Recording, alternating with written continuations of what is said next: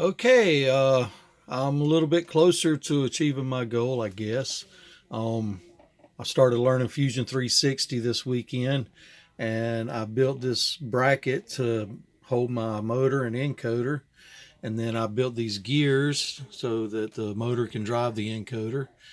Right now, I don't have the encoder wired in. It's still strictly stepper motor and going steps. But you can see that the gears seem to mesh fairly nice in there. Um, I'm gonna run it and do say 10 revolutions.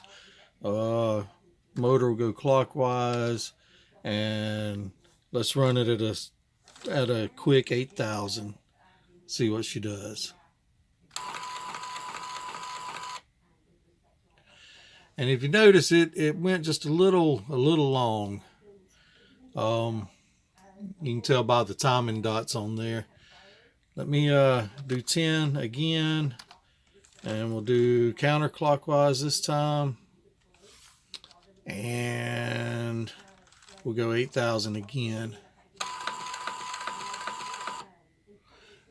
And it come right back where it's supposed to that time.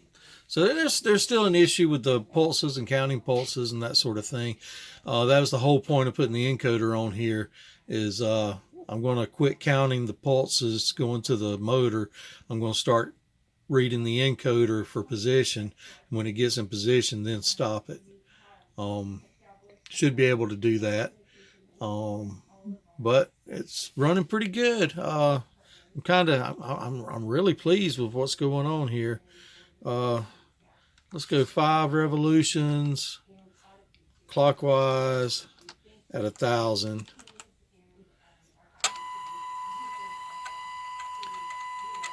It's a little loud depending on the speed you're running, but seems to be running really good and meshing up just fine.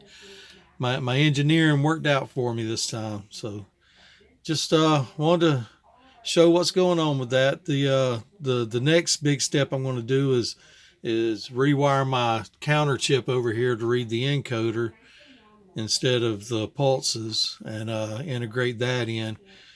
And then my plans are to make another one just like this, and then build a bracket to tie the two together, so I'll have two wheels, and that'll be my drive system. And